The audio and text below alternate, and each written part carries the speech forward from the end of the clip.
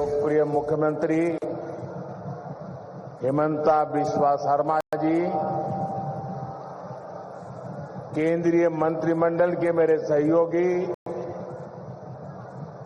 श्री सर्बानंद सोनोवाल जी,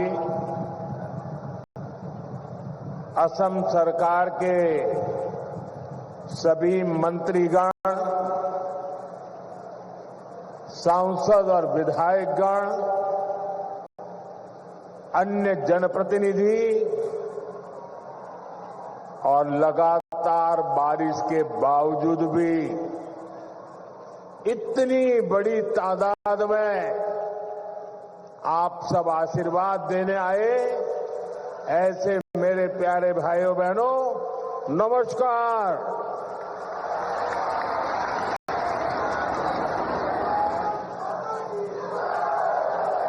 अहोमार विकास यात्रार এই ऐतिहासिक दिनटोत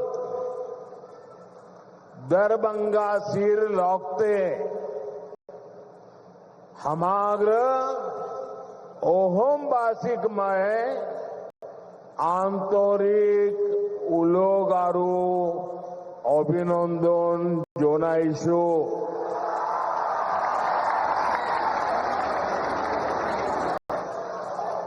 साथियों,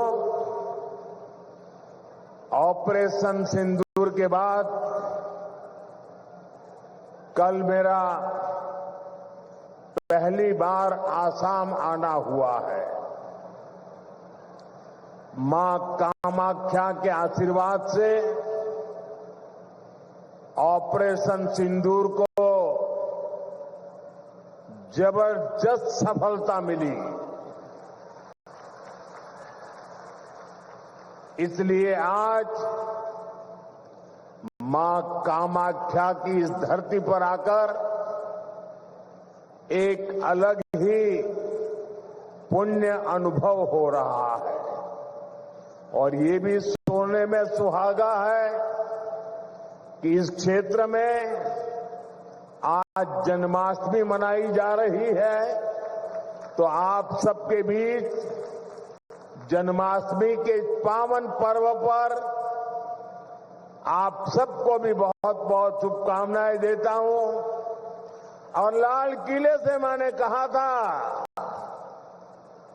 चक्रधारी मोहन को याद किया था, श्री कृष्ण को याद किया था और मैंने भविष्य की सुरक्षा नीति में एक सुदर्शन चक्र की कल्पना को लोगों के सामने रखा है।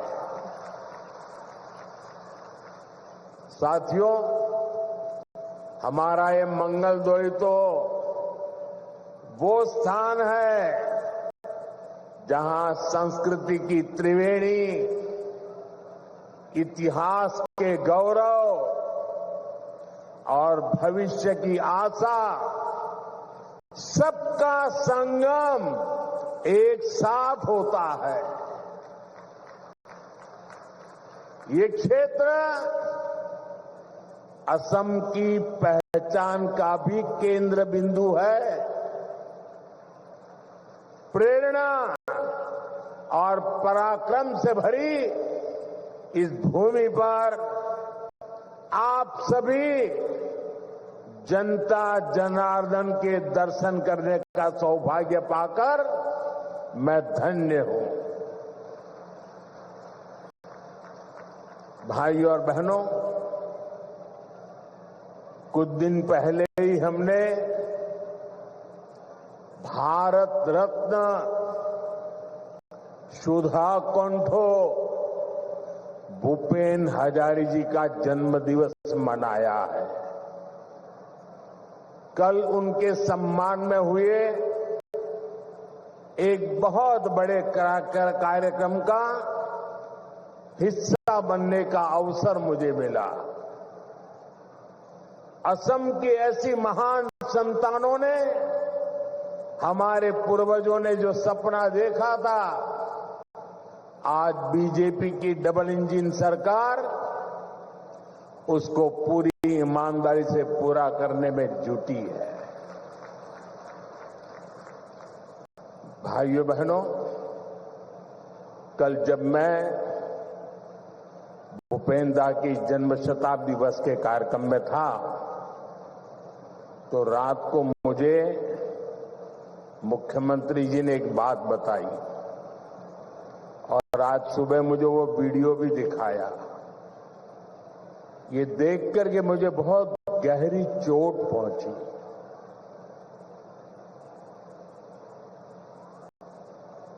कांग्रेस पार्टी के अध्यक्ष का बयान उन्होंने मुझे दिखाया। जिस दिन भारत सरकार ने इस देश के महान सपूत असम के गौरव भूपेन्द्र दा हजारिका जी को भारत रत्न दिया, उस दिन कांग्रेस पार्टी के अध्यक्ष ने बयान दिया था। उस समय मेरे ध्यान में नहीं आया था, आज मुझे वो दिखाया गया। कांग्रेस पार्टी के अध्यक्ष ने कहा था कि मोदी नाचने गाने वालों को भारत रत्न दे रहा है। साथियों, 1962 में चाइना के साथ जो जंग हुआ, उसके बाद पंडित नेहरू ने जो कहा था, वो घाव नॉर्थ ईस्ट के लोगों के वो घाव आज भी नहीं भरे हैं और उस घाव पर कांग्रेस की वर्तमान पीढ़ी भी नमक छिड़कने का काम कर रही है।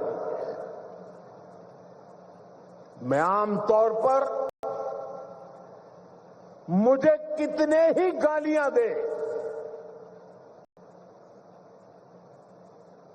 मैं तो भगवान शिव का भक्त हूं,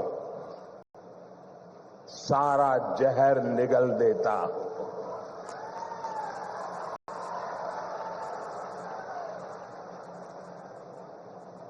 लेकिन बेशर्मी के साथ जब किसी और का अपमान होता है तो मुझसे रहा नहीं जाता है। आप मुझे बताइए, भूपेन्द्र दा को भारत रत्न देने का मेरा निर्णय सही है कि नहीं है? पूरी ताकत से बताइए, सही है कि नहीं है? भूपेन्द्र दा को भारत रत्न दिया, उसका कांग्रेस ने मखौल उड़ाया, वो गलत किया कि नहीं किया? असम के बेटे का, भारत के सपूत का कांग्रेस ऐसे अपमान करती है, बहुत दर्द होता है। साथियों, मैं जानता हूं इनकी पूरी इकोसिस्टम आज टूट पड़ेगी मुझ पर कि मोदी फिर से रोना रोने लगा। मेरे लिए तो जनता जनार्दन ही मेरा भगवान है और मेरे भगवान के पास जाकर के मेरे आत्मा की आवाज वहां नहीं निकलेगी तो कहां निकलेगी? यही मेरे मालिक है, यही मेरे पूजनीय है, यही मेरा रिमोट कंट्रोल है। मेरा और कोई रिमोट कंट्रोल नहीं है। 140 करोड़ देशवासी मेरा रिमोट कंट्रोल है। और इनका तो अहंकार इतना है कि नामदार जब कामदार की पिटाई करते हैं और दर्द के कारण अगर कामदार के मुंह से दर्द की आवाज निकल जाए तो उस पर ज्यादा जुल्म करते हैं कि तुम्हें रोने का भी अधिकार नहीं है, तुम नामदार के सामने कामदार होकर के कैसे रो सकते हो। ऐसा अहंकार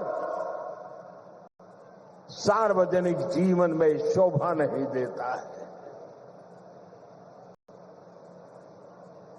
असम के लोगों ने, देश के लोगों ने, संगीत प्रेमी लोगों ने, कला प्रेमी लोगों ने, भारत की आत्मा के लिए जी जान लगाने वाले लोगों ने कांग्रेस से जवाब मांगना चाहिए कि आपने भूपेंद्र का अपमान क्यों किया।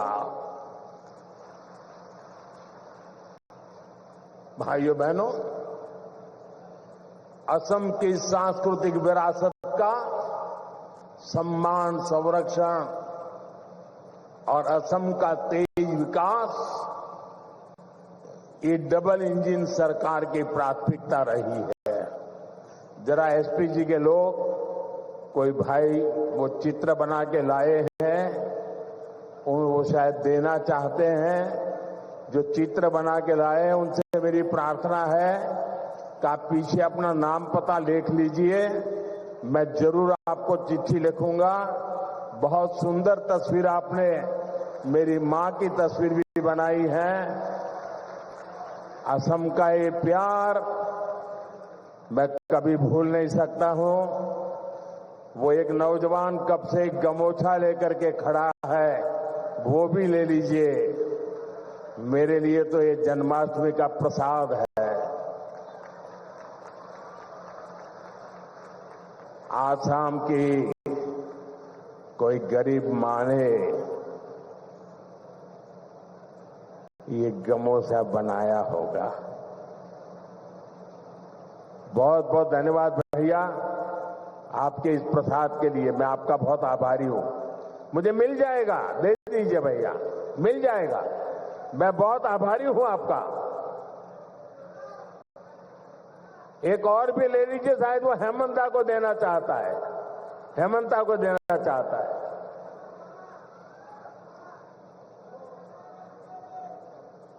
ठीक है, जहां जाना है सही जगह पे जाएगा। बहुत आपका प्यार के लिए धन्यवाद नौजवान।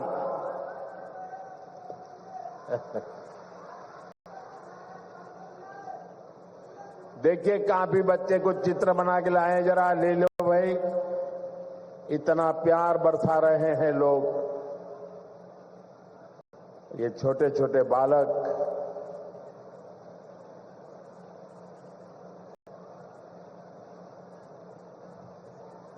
ऐसा सौभाग्य कहां मिलता है भाई। थैंक यू दोस्त, थैंक यू भैया, थैंक यू। आप दोनों भाई हैं क्या? नहीं? वाह, तो दोनों काली टी शर्ट पहन के आए हैं। लेकिन बहुत बहुत धन्यवाद दोस्तों। साथियों, सरकार और असम वासियों के साझा प्रयासों से आज असम देश और दुनिया में धूम मचा रहा है। देखिए भाई, ये बेटी कुछ लेके आई है, ले लीजिए। बेटी को तो बिल्कुल निराश नहीं कर सकते। थैंक यू बेटा। बेटे, अपना नाम लिखा है पीछे? अगर नाम लिखा है तो मैं चिट्ठी लिखूंगा। अपना नाम पता लिख दो बेटा।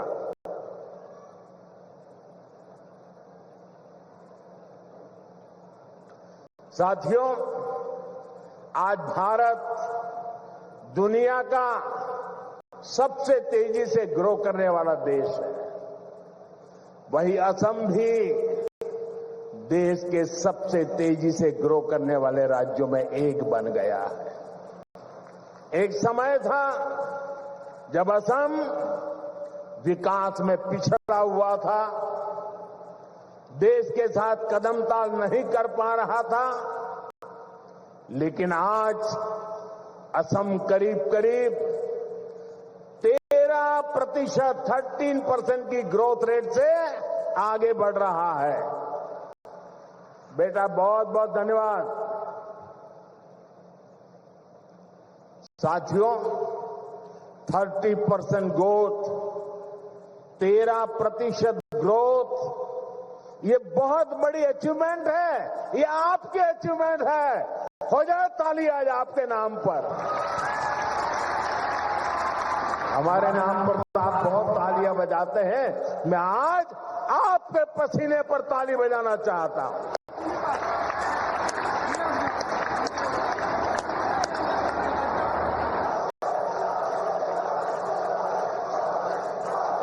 ये सफलता असम वासियों के परिश्रम और बीजेपी की डबल इंजन सरकार के साझा प्रयासों का परिणाम है। मुझे खुशी है कि असम की जनता इस पार्टनरशिप को लगातार मजबूत कर रही है। इसलिए तो हर चुनाव में हेमंता जी और उनकी टीम को बार बार भारी समर्थन मिल रहा है। हाल में हुए पंचायत चुनावों में भी असम ने हम सभी को ऐतिहासिक विजय दिलाई है, अपना आशीर्वाद दिया है। साथियों, भाजपा सरकार असम को भारत के विकास का ग्रोथ इंजन बनाने के लक्ष्य के साथ काम कर रही है। आज का ये कार्यक्रम भी हमारी इसी संकल्प का हिस्सा है। अभी कुछ देर पहले इस मंच से करीब 6,500 करोड़ रुपए की विकास योजनाओं का शिलान्यास हुआ है। हमारी डबल इंजन सरकार असम को टॉप के कनेक्टेड स्टेट और टॉप के हेल्थ केयर हब के रूप में विकसित कर रही है। ये प्रोजेक्ट्स इसी संकल्प को और सशक्त करेंगे।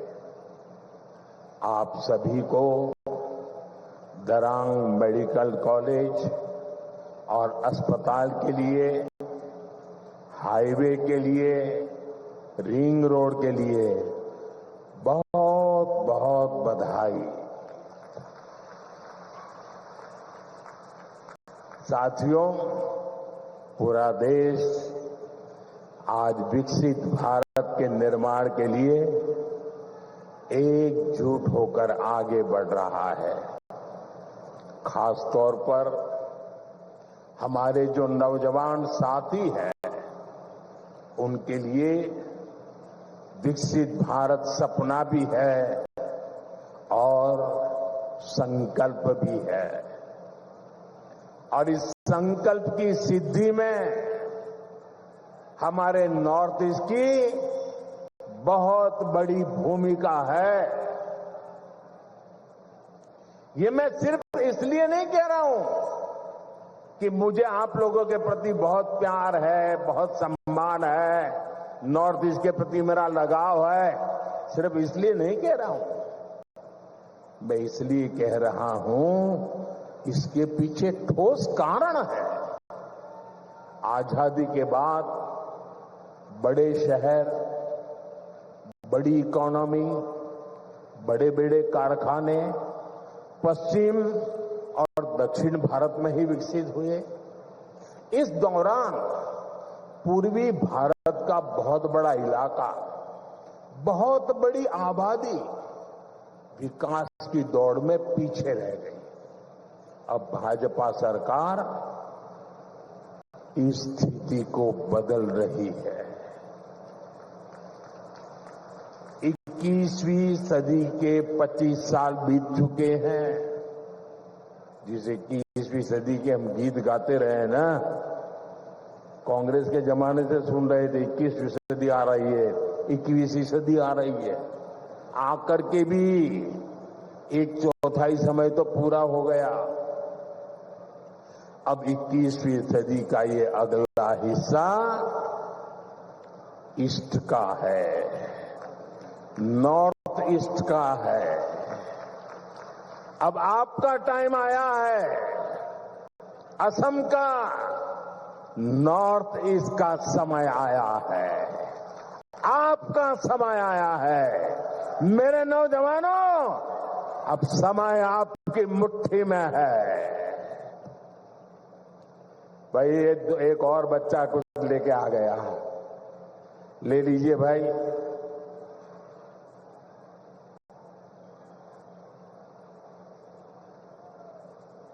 अब ये लोग भी मेरी मुसीबत जान लेते हैं। मां का चित्र लेके आते हैं तो मन करता है बस ले लूं।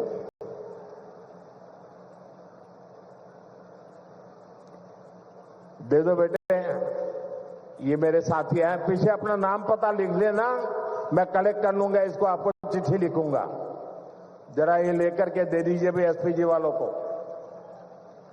साथियों, किसी भी क्षेत्र के तेज विकास के लिए तेज कनेक्टिविटी बहुत जरूरी है। इसलिए हमारी सरकार का बहुत अधिक फोकस नॉर्थ ईस्ट में कनेक्टिविटी पर रहा है। रोड, रेल, एयर जैसी physical connectivity, 5G, internet, broadband जैसी डिजिटल कनेक्टिविटी, इससे आप लोगों को सुविधा मिली, जीवन आसान हुआ, बिजनेस करना आसान हुआ। इस कनेक्टिविटी से आप लोगों के लिए घूमना फिरना आसान हुआ, टूरिज्म का विस्तार हुआ और इसने यहां के हमारे नौजवानों के लिए नौकरी के, रोजगार के नए अवसर भी बनाए। साथियों, कनेक्टिविटी के इस महाअभियान का असम को भी बहुत लाभ मिला है। मैं आपको एक उदाहरण देता हूं। आजादी के 6 दशक तक दिल्ली में कांग्रेस की सरकार रही। असम में दशकों तक कांग्रेस रही, लेकिन कांग्रेस ने 60-65 सालों में ब्रह्मपुत्र पर सिर्फ 3 पुल बनाए। 60-65 साल में 3। फिर आपने हमें सेवा करने का मौका दिया और 1 दशक में हमारी सरकार ने 6 बड़े ब्रिज बना दिए। 6 बड़े ब्रिज। अब मुझे बताइए, इतना काम करेंगे तो आप खुश होंगे कि नहीं होंगे? आपके आशीर्वाद मिलेंगे कि नहीं मिलेंगे? आपका प्यार मिलेगा कि नहीं मिलेगा? आप खुश हैं ना? मैं और भी काम करना चाहता हूं, बस आशीर्वाद देते रहिए।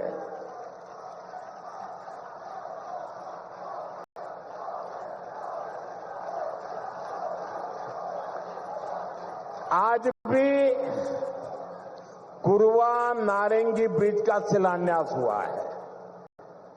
इस ब्रिज से गुवाहाटी और दरांग के बीच की दूरी कुछ ही मिनट की हो जाएगी।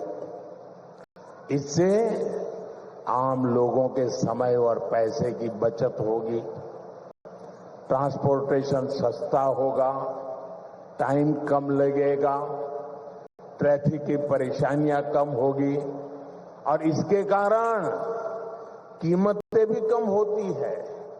साथियों, नई रिंग रोड से आपको बहुत फायदा होगा।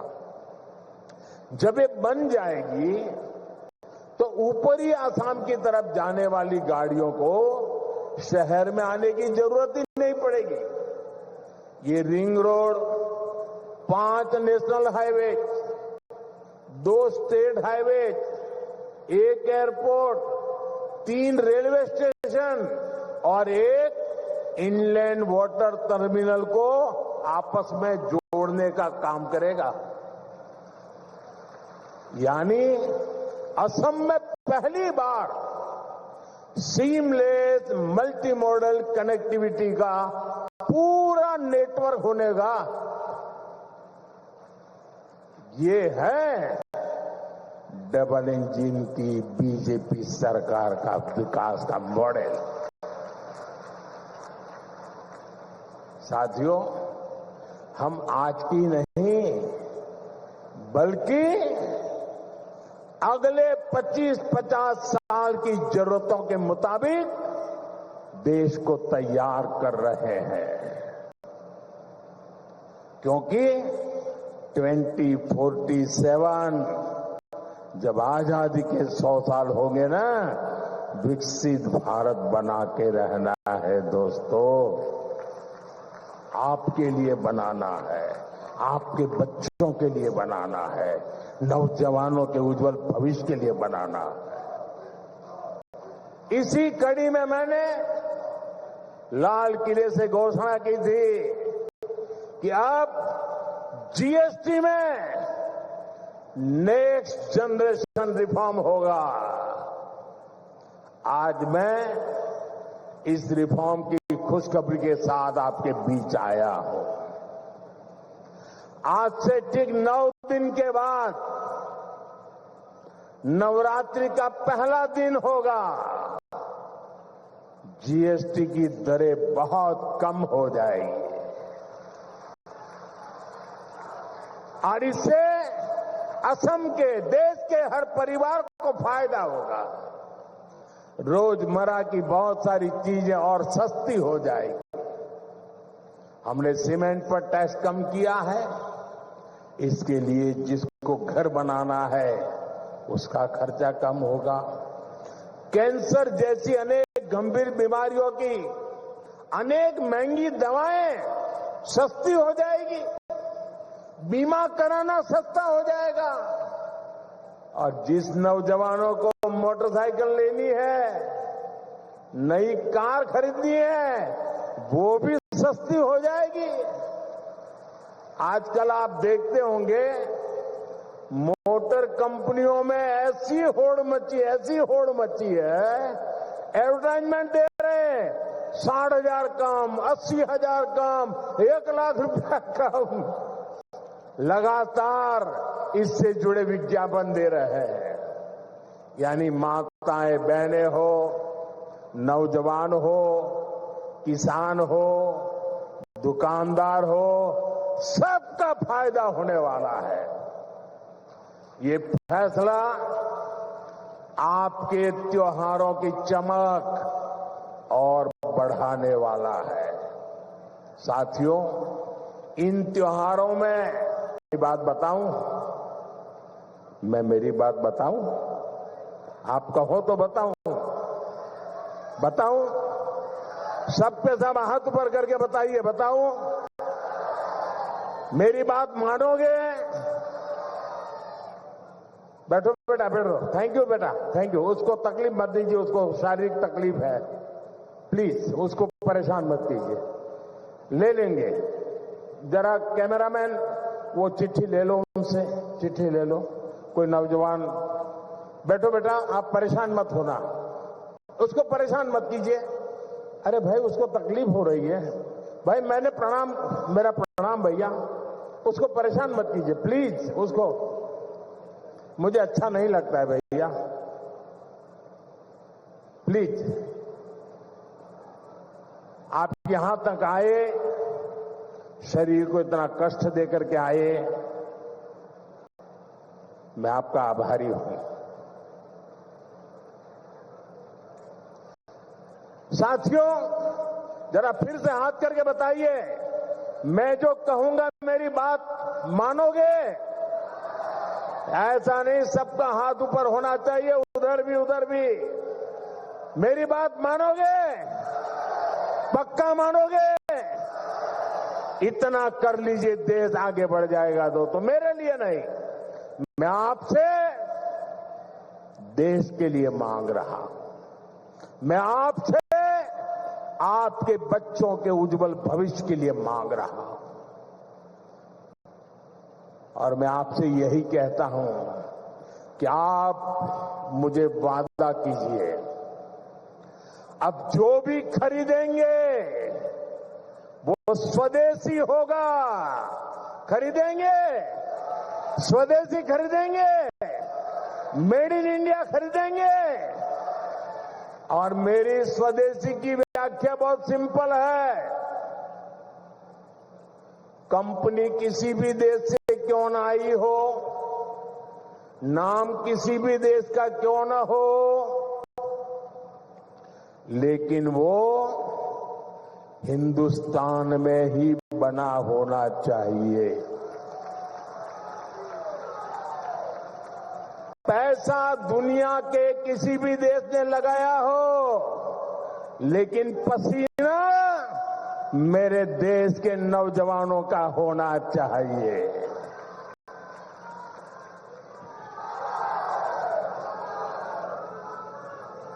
उस जो भी मेड इन इंडिया होगा उसमें मेरे भारत की मिट्टी की महक होनी चाहिए।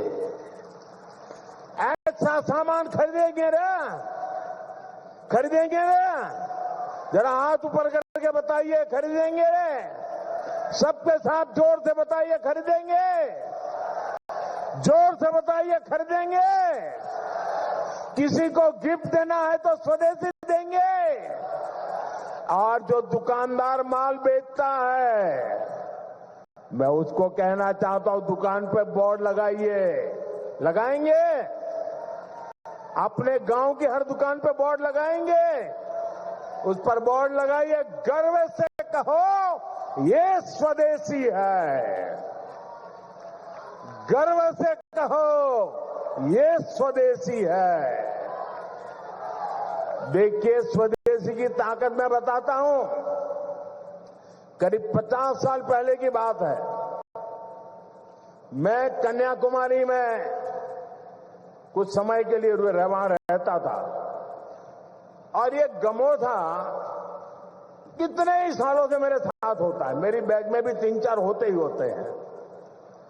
तो ऐसे ही मैं कन्याकुमारी में एक गमोछा ऐसे लगा के घूम रहा था, तो दूर से कुछ लोग दौड़ के आए और मुझे नमस्ते करके पकड़ा। बोले, आप आसाम से हैं? मैंने कहा, नहीं, मैं तो गुजरात से हूं। नहीं, बोले, गमोछा देखा ना, इसलिए आपको हमने पकड़ा। ये ताकत होती है मिट्टी की, स्वदेशी की ये ताकत होती है।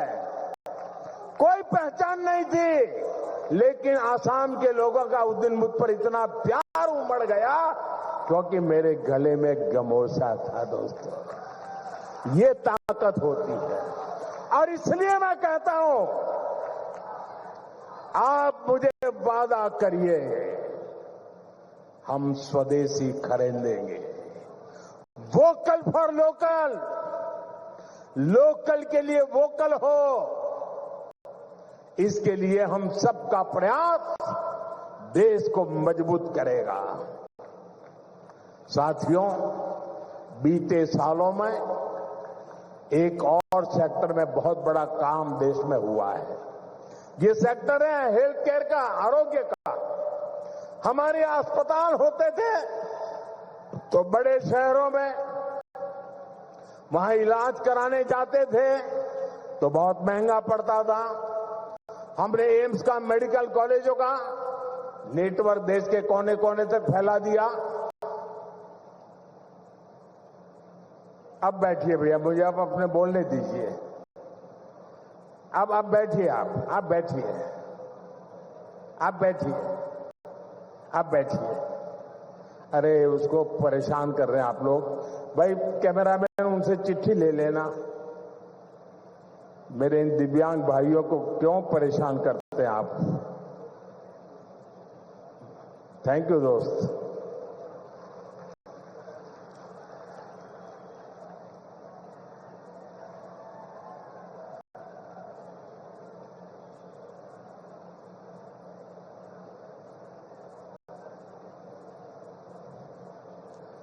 यहां असम में तो विशेष तौर पर कैंसर के हॉस्पिटल भी बनाए गए।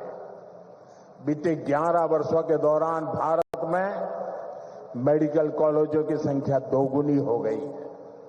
यानी आजादी के 60-65 सालों में जितने मेडिकल कॉलेज बने उतने हमने बीते 11 वर्षों में बनाए हैं।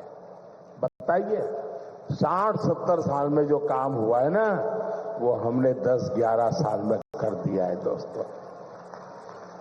यहां असम में भी 2014 से पहले सिर्फ 6 मेडिकल कॉलेज थे। अब जब दरांग में मेडिकल कॉलेज भी बनकर तैयार हो जाएगा तो यहां 24 मेडिकल हो जाएंगे, मेडिकल कॉलेज हो जाएंगे। आपको भी पता है जब मेडिकल कॉलेज बनता है तो इलाज की बेहतर व्यवस्था बनने के साथ ही ज्यादा से ज्यादा नौजवानों को डॉक्टर बनने का भी अवसर मिलता है। पहले मेडिकल सीटों की कमी की वजह से बहुत बड़ी संख्या में हमारे युवा डॉक्टर नहीं बन पाते थे। बीते 11 साल में देश में मेडिकल सीटों की संख्या 2 गुने से ज्यादा हो गई है। इतना ही नहीं, हमने एक और लक्ष्य रखा है। आने वाले 4-5 सालों में हम मेडिकल की 1 लाख नई सीटें जोड़ने जा रहे हैं। 1 लाख नई सीटें, 1 लाख नौजवानों को डॉक्टर बनाएंगे। साथियों, ये हम ऐसे काम करते हैं, अगर इस देश में 3 करोड़ लखपति दर्जे बनाने का काम करते हैं तो 1 लाख नए डॉक्टर बनाने का भी काम करते हैं। साथियों, असम देशभक्तों की भूमि है। विदेशी आक्रांताओं से देश की रक्षा हो या फिर आजादी की लड़ाई में बलिदान हो, असम की भूमिका बहुत बड़ी है। पथरू घाट का किसान सत्याग्रह देश भला कैसे भूल सकता है। वो ऐतिहासिक स्थान यहां से ज्यादा दूर नहीं है। आज जब मैं बलिदानियों की ऐसी पावन भूमि पर खड़ा हूं तो कांग्रेस की एक और करतूत से पर्दा फटाना जरूरी है। कांग्रेस अपनी राजनीति के लिए हर ऐसे व्यक्ति, हर ऐसे विचार के साथ खड़ी होती है जो भारत विरोधी हो।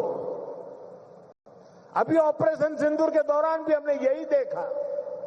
जब कांग्रेस सत्ता में थी तो पूरा देश आतंक से लहूलुहान होता था। कांग्रेस चुपचाप खड़ी रहती थी। आज हमारी सेना ऑपरेशन सिंदूर करती है, पाकिस्तान के कोने कोने में आतंक के आकाओं को उखाड़ फेंकती है, लेकिन कांग्रेस देश की सेना के बजाय पाकिस्तान की सेना के साथ खड़ी हो जाती है। कांग्रेस के लोग हमारी सेना के बजाय आतंकियों को पालने वालों के एजेंडे को आगे बढ़ाते हैं। पाकिस्तान का झूठ कांग्रेस का एजेंडा बन जाता है। इसलिए आपको कांग्रेस से हमेशा सतर्क रहना है। साथियों, कांग्रेस के लिए अपने वोट बैंक का हित ही सबसे बड़ा है। कांग्रेस देश हित की कभी परवाह नहीं करती। आज कांग्रेस देश विरोधियों की, घुसपैठियों की भी बहुत बड़ी रक्षक बन चुकी है। कांग्रेस जब सत्ता में थी तो घुसपैठ को बढ़ावा देती थी। और कांग्रेस चाहती है कि घुसपैठिए हमेशा के लिए भारत में ही बस जाए और भारत का भविष्य घुसपैठिए तय करे। एक समय में मंगलदोई ने असम की पहचान बचाने के लिए अवैध घुसपैठ के खिलाफ बहुत बड़ा आंदोलन देखा है, लेकिन पहले की कांग्रेस सरकार ने आप लोगों को इसकी भी सजा दी है, आपसे इसका बदला लिया है।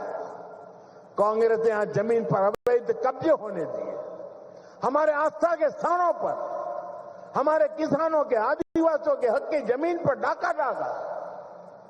बीजेपी एनडीए सरकार बनने के बाद अब उन स्थितियों को बदला जा रहा है। यहां के अवैध कब्जों को हटाया जा रहा है। हेमंता जी के नेतृत्व में असम में लाखों बीघा जमीन घुसपैठियों से मुक्त की जा चुकी है। दरांग जिले में भी बहुत बड़ी जमीन से कब्जा हटाया गया है। यहां गोरूखुंटी इलाके में कांग्रेस के समय घुसपैठियों का कब्जा था। आज वो जमीन वापस ले जा चुकी है। अब वहां किसानों के लिए गोरूखुंटी कृषि परियोजना चल रही है। वहां के नौजवान अब कृषि सैनिक बनकर खेती कर रहे हैं। सरसों, मक्का, उड़द, तिल, कद्दू सब कुछ वहीं उग रहा है। यानी जो जमीन कभी घुसपैठियों के कब्जे में थी, आज वही जमीन असम के कृषि विकास का नया केंद्र बन गई है।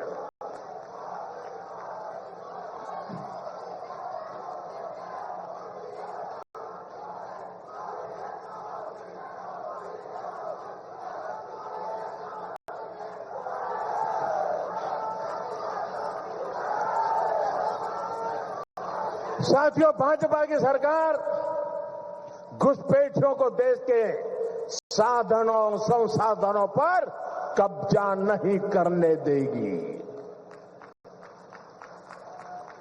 भारत के किसानों, भारत के नौजवानों, हमारे आदिवासियों का हक हम किसी को नहीं छीनने देंगे। ये घुसपैठिए हमारी माताओं, बहनों, बेटियों के साथ अत्याचार करते हैं, ये नहीं होने दिया जाएगा।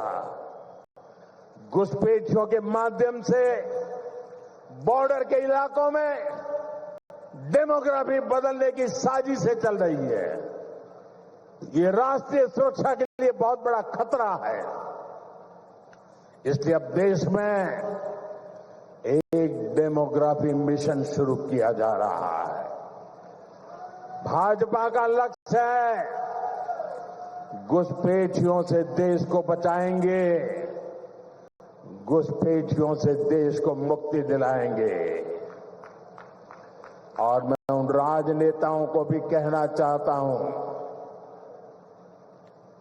आप जो चुनौती लेकर के मैदान में आए ना, मैं सुना तान करके उस चुनौती को स्वीकार करता हूं। और लिख लो, मैं देखता हूं घुसपैठियों को बचाने में तुम कितनी ताकत लगाते हो और घुसपैठियों को हटाने में हम कैसे अपना जीवन लगा देते हैं। हो जाए मुकाबला।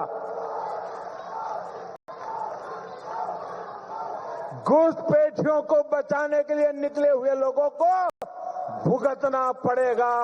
मेरे शब्द सुन के रखो, ये देश उनको माफ नहीं करेगा।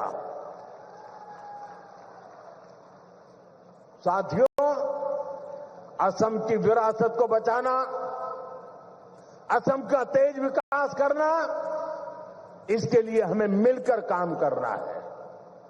हमें असम को, नॉर्थ ईस्ट को विकसित भारत का ग्रोथ इंजन बनाना है। एक बार फिर विकास परियोजनाओं के लिए आप सभी को मैं शुभकामनाएं देता हूं। मेरे साथ बोलिए, भारत माता की। दोनों हाथ ऊपर करके पूरी ताकत से निकालनी चाहिए आवाज। भारत माता की, भारत माता की, भारत माता की, भारत माता की, भारत माता की। बहुत बहुत धन्यवाद। A blazing attack on the Congress party by the Prime Minister on multiple fronts. The Prime Minister there sent out a message. Number one, it was the Prime Minister taking on the Congress for mocking Assam's icon Bhupen Hazarika. Referring to Assam's icon as Bhupen, the Prime Minister also put the Gali gang on test. He said, I'm a Shiv Bhakt. I can swallow all kinds of insults. But don't you dare insult the son of Assam and the pride of India.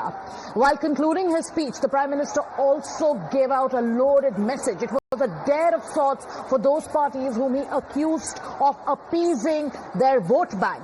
He also made a vow. He said the BJP government will go all out to ensure India becomes Ghuspetia free. The Prime Minister, in his most combative form, taking on the Congress party and sending out a loud message, setting the tone from that stage in Darang in Assam. Pragya is joining us live on this broadcast. Pragya, the Prime Minister made multiple points in his speech. Number one, he took on the Congress for insulting Assam's icon Bhupen Hazarika. He also put the Gali gang on test. He made a mention of how he's a Shiv Bhakt and he can swallow all the insults that are directed at him. While ending his speech, he spoke about the larger conspiracy to change India's demography while talking about the problem of illegal infiltration. A very strong message there by the Prime Minister. How are you analyzing the highlights of the Prime Minister's speech? Well, I would say this is an all-round attack on Congress from the, from the land of Assam, and northeastern states have been a victim of the apathy of the previous governments, and this is exactly what Prime Minister Narendra Modi has highlighted in his address. Speaking from those icons, national icons who were epitome of Assam's culture and heritage, rich culture heritage, and how they have been in fact insulted by the Congress leadership. The case in point is Mr. Bhupen Hazarika, how when he was given Bharat Ratna, how the Congress president spoke